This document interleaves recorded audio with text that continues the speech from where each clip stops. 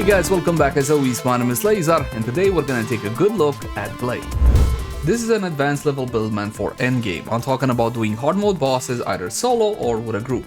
So I'm gonna be assuming you have a good working understanding of Gley's mechanics and her gameplay style. There are a couple of key points that you'll need to accomplish in order to get the build going, and the first one will be the Annihilation set that you can farm from hard mode Devourer. The first set bonus states the following: skill duration 5.7%. This is fantastic for Gley as it brings one of the two stats that she desperately needs. More on that in just a bit. As for the 4th set bonus, firearm attack increases proportionally to the ratio of maximum hit points to hit points lost up to 26%. When hit points is 50% or lower, MP recovery minus 22%, we don't really care about that one since we're playing Gley. HP recovery 16.4% for 10 seconds, cooldown 40 seconds. Now that HP recovery can come in very useful. The problem with that one, it's on a 30-second cooldown. And with Gley you have the following theme: you want to stay 50% or lower at all times just to max out your DPS. The lower the better, but of course with low HP comes the chance of actually hitting the dirt. As for the recommended or desirable affixes that you can roll on the Annihilation set, I do believe I have a list here. First off, maximum HP on the auxiliary power. It will always roll defense, but you can also get HP, and you can also get fire resistance, which will help out with hard mode pyro. As for the Annihilation sensor, this one you can get chill resistance, which will help out with Frostwalker. You're an MVP at Frostwalker as long as you have a decent sniper, more on that later, and of course HP recovery modifier. As for the memory, again, this one will always be maximum HP, but you can roll defense on it, and I think you can get some, yes, electricity resistance as well. Processor toxin resistance for Swampwalker, and I think Devourer as well.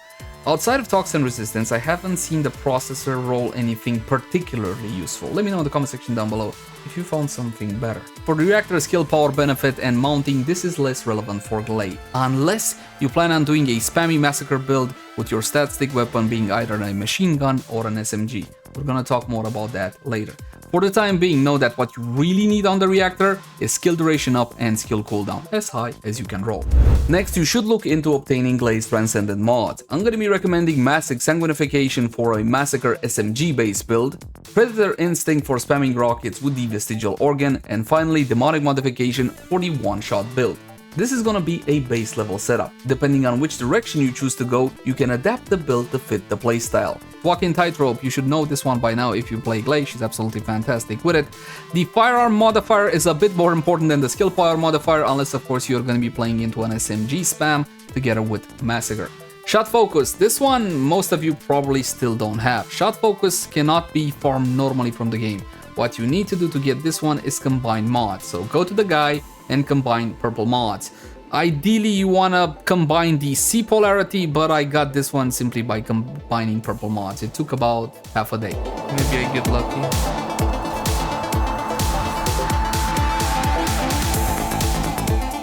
Firearm attack 15%, skill power modifier minus 15. You see, this one can actually do more harm than good depending on the build. It's fantastic if you're going to be rolling Gley with something like a rocket launcher or a sniper rifle, but if you plan on using a machine gun on an SMG, you should take this one off, as it will be doing more harm than good. When it comes to survivability, honestly, Gley has plenty. You can stand in AoE and just get shot by the boss and you'll still be fine. Battle stamina, increased defense, and increased HP as well.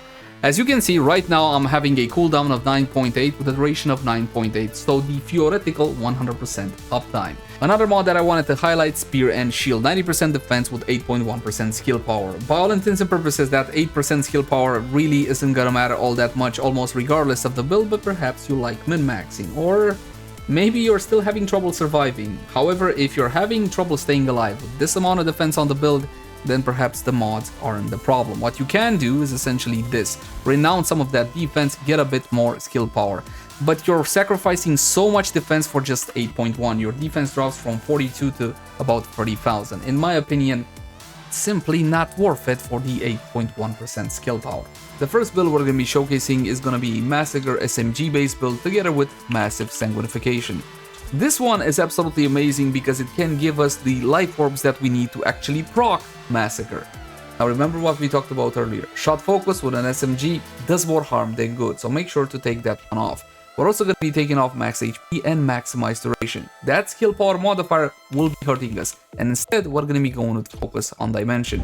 Activating Massacre will cause it to borrow the stats of your currently equipped weapon. We will refer to it as a stat stick weapon. This includes base damage, fire rate, critical chance, critical multiplier, physical damage type, as well as the weak point modifier, and any bonus affixes rolled on the weapon, including elemental damage. But if that's the case, why even use Massacre to begin with? It's fiddly, has a maximum of 10 bullets before it needs to be recharged, and activating it consumes hit points. Two reasons. One, the bonus damage that is proportional to the HP you have missing, the lower the HP, the higher the bonus damage, and the second, a 50% boost to weak point damage. This will be added with the stat stick weapon's weak point multiplier. So if you have a stat stick weapon with a 2x weak point multi, using Massacre will cause your attacks to have a 2.5x weak point multi. Getting back to that bonus damage, there are a few more aspects that you should know about. The damage it deals is influenced by your HP percentage, but also by skill power, non-attribute skill power, and dimension skill power. Modding for these attributes will increase the bonus damage. The damage it deals is treated as a separate instance and does not pick up the attributes of your stat stick weapon. It has its own base damage. Critical chance and critical damage will be picked up from Gley's skill critical stats, which are, simply put, terrible. And similarly to added elemental damage on weapons, it does not have any weak point modifier.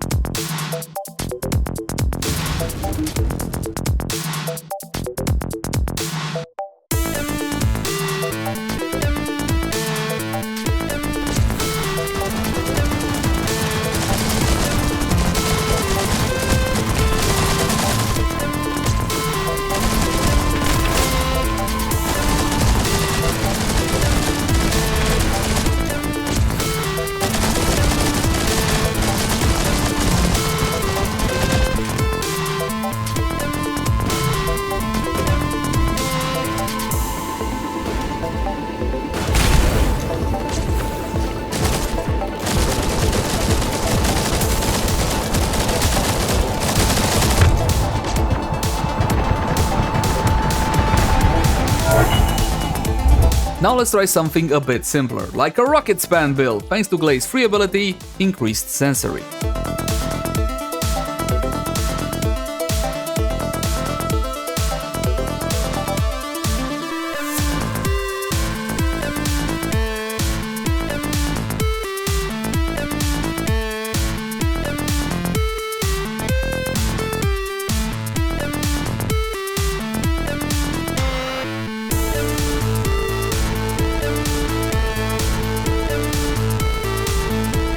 Now that we understand how Massacre actually works, if we equip Demonic Modification, everything changes, both in functionality and appearance.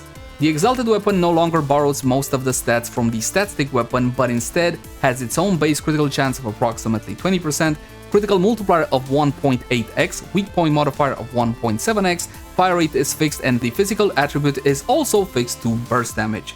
So what is taken from the stat stick weapon? Base damage. You should also know that the bonus affixes rolled on the stat stick weapon will still affect Demonic Modification, but in a more roundabout way. For example, the critical damage bonus affix will apply only after the 1.8 benefit from Demonic Modification. But let's do a practical example together so you get a rock solid understanding of how it works. This is Piercing Light, the highest base damage sniper rifle in the game. You will want to farm Piercing Light, especially for Gley, and the Frost Crab thing. Critical hit rate 40%, critical hit damage 1.2x. These are base values. Keep in mind that what you see here can trick you. They do not take into account the bonus affixes that you could have rolled on your weapon.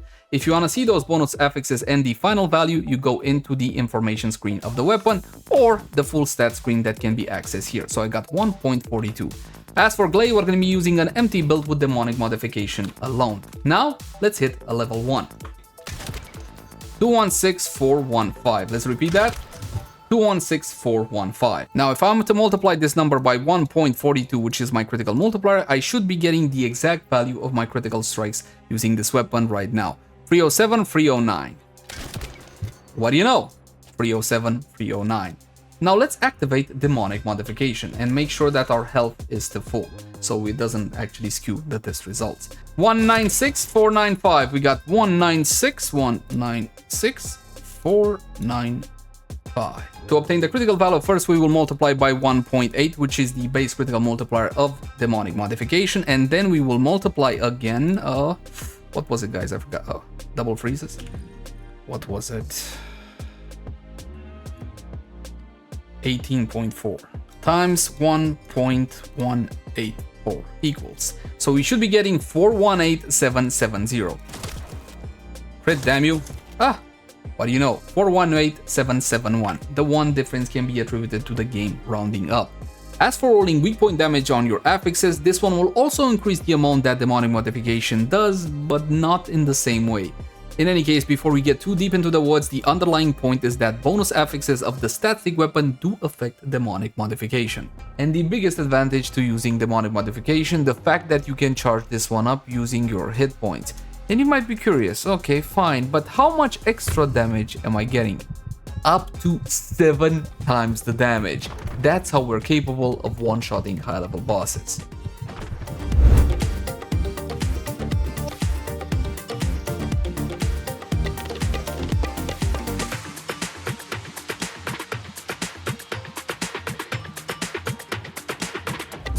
Now I want to talk about what Gley does. She is the boss slaying queen. She may not have as much area of effect as something like a bunny, but when it comes to dealing with bosses, Gley is absolutely phenomenal. And I want to give you guys a couple of gameplay tips, one by one, starting with the first hard mode boss. Of course, we're talking about Executioner.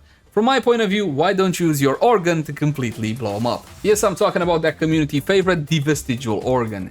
And you know why the community loves this one? Simply because it's effective and hella cheap. You don't need an energy activator or crystallization catalyst in this one. There are 3 mandatory mods: rifling reinforcement, action and reaction, and fired up.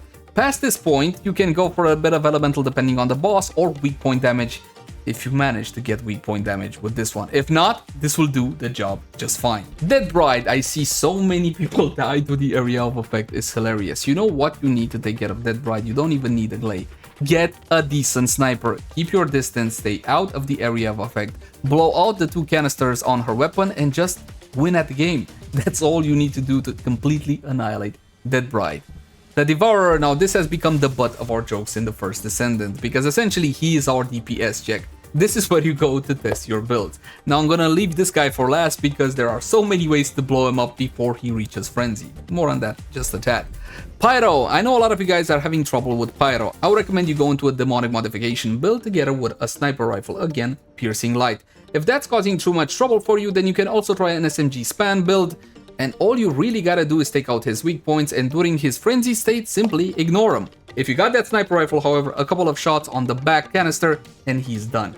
Swamp Walker, now this one can be quite annoying. I would recommend you go for a Massacre build through an SMG. Yes, I'm talking about a spammy build. It's gonna be easy to get him out of frenzied state, and it's gonna be even easier to clear out his ads. Now this tip goes for all of the bosses, but when you're low and you're trying to get yourself the life essence to proc your demonic modification or your Massacre, make sure you activate your free ability outside the frenzied state so you increase the chance of the red glows dropping. That way you will have enough energy to proc Massacre or demonic modification. It's a small trick that should be employed on any boss because essentially all of them spawn ads. Obstructor, what can I tell you? Blow him up, destroy the orbs, and free teammates when they get trapped in the cube. Nothing easier. Frostwalker, now tell me, are you stuck on this one? The community recognizes the Frostwalker currently as being the actual hardest boss in the game, and I tend to agree, simply because you do need somebody with a decent sniper build. If you're a Gley and you have a half-decent sniper, something like Piercing Light, then you're gonna make mincemeat out of the weak points on top of his head. As soon as the fight starts, plant yourself on one of the pillars and just simply take out those weak points. Your entire team would thank you if they wouldn't be a bunch of ingrates. Oh, and since you're carrying, you can also be the runner as well. Go out of frenzied mode and activate your free 4D movement speed. Molten Fortress, nothing much to talk about. This one, simply take out his weak points, and during his frenzy, make sure you align all of the pillars to the right. But that's not a Gley thing, that's a common sense thing.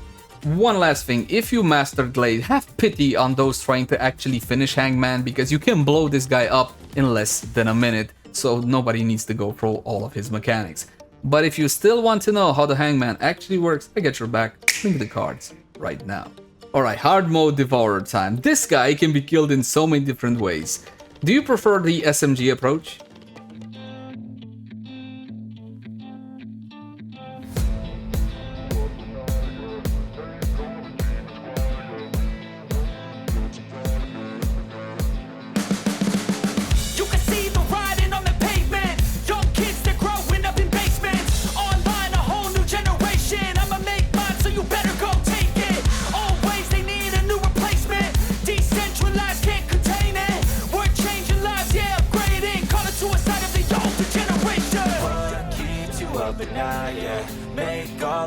demons quiet, yeah. We were built to thrive, yeah.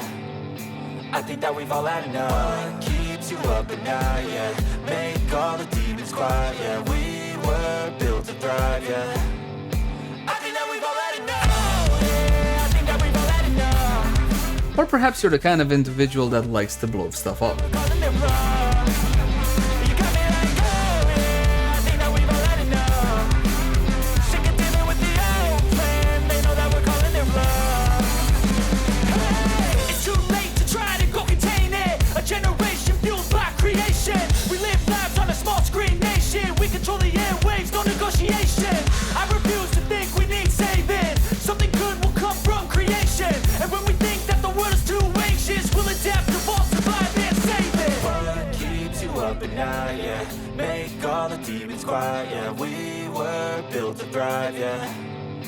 I think that we've all had enough. What keeps you up at night, yeah. But you know what, maybe that's too much effort for you. How about a one-shot? Yeah. I think that we've all had enough. Yeah, I think that we've all had enough. Sick of dealing with the old plan. They know that we're calling it wrong. You got me like, oh yeah, I think that we've all had enough. Sick of dealing with the old plan. They know that we're calling it wrong. Hey, oh yeah, I think that we've all had enough. Sick of dealing with the old plan. They know that we're calling it wrong. Pretty cool, right? But unfortunately, the developer is not 100% okay with that. And it's not the level of power, and it's not the build. The thing they're not okay with, unfortunately, is us build swapping. Essentially, what we do to achieve that level of power from the first shot is do a bit of prep work, and you're gonna be needing massive Sanguification. Essentially, you just use this one to get enough life energy to proc demonic modification. All you need is a single shot. Make sure you're as low as you can go so you get the most amount of damage out of demonic modification, so fully charge it. And as you know, if you watch the guide, demonic modification is burst damage. That's why you go for a knee shot. But again, they will nerf this, so what are we gonna do after that? Simple. Kill the ads, get yourself that life energy, and simply repeat the exact same process. Just make sure that when you kill the ads, you have Frenzied off and you have your third ability active for that 60% increase to life spear generation rate. It works something like this. Keeps you up at night, yeah. Make all the demons quiet, yeah. We were built to thrive, yeah. I think that we've all had enough. Yeah, I think that we've all had enough. Sick of dealing with the old plan. They know that we're calling it wrong. You got me like, oh yeah, I think that we've all had enough. Sick of dealing with the old plan. They know that we're calling it wrong.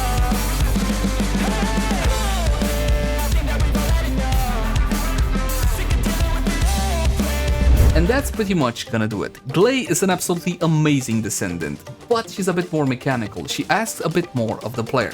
However, if you're into hard mode boss fighting and you prefer enjoying the game through the weapons that it has, rocket launchers, sniper rifles, SMGs, etc., then definitely check out Gley. If you're looking for something equally effective, let's say, but a bit more easier in execution, why don't you take a look at my Boss Slayer bunny build? Link in the cards right now. These productions take a lot of time and effort between testing, recording, editing, fact-checking, etc. If this is the level of content you want, please consider supporting us via Patreon. There's gonna be a link in the upper right portion of the screen right about now. As always, my name has been Leyzar. I'll catch you in the next one.